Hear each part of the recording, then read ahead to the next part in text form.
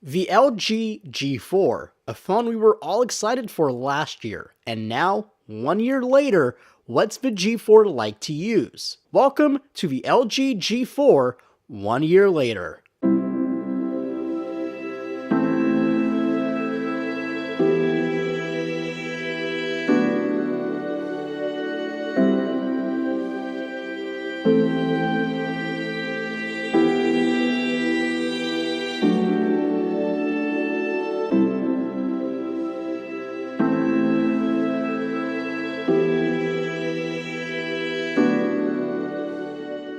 The G3 was a pretty incredible device when it launched in 2014. It was an incredible step from the LG G2 in design, hardware, camera, and just overall experience. The LG G4 was a further refinement of the G3's philosophy with some added design and a slight revision to the software. It all started with the LG G4's display. The G4 featured a 5.5-inch Quantum Dot Quad HD IPS LCD panel. It's one of the brightest and best looking IPS panels in the game, and with a high pixel density, it also happens to be one of the sharpest as well. The G4 adopted a slightly different design as well.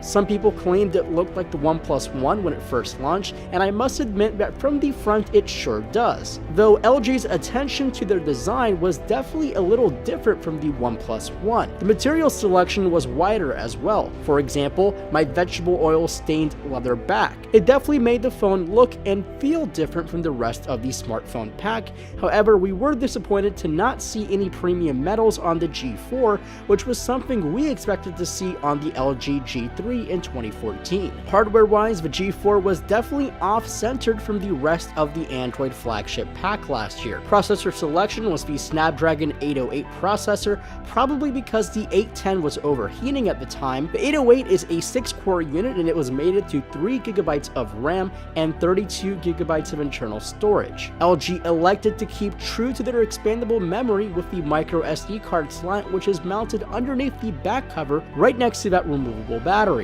Ah yes, the battery. Something all power users thanked LG for keeping last year.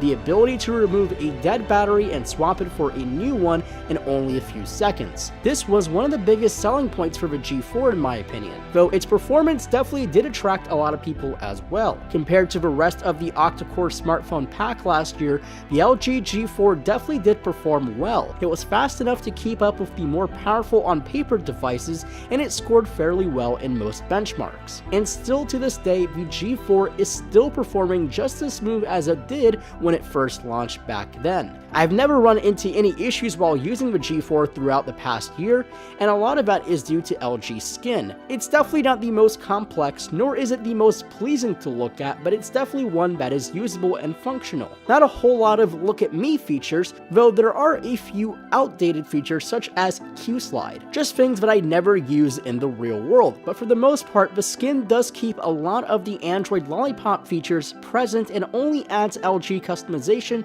to colors and themes throughout the OS, but again, a perfectly usable operating system even to this day. Now, with the good stuff over, let's look at some of the bad stuff with the LG G4. For example, the software elements like Smart Bulletin still drive me crazy. Some of the colors throughout the UI just look cartoonish to me as well. Though we can't change those, but we can only hope that the upcoming LG G5 can change that.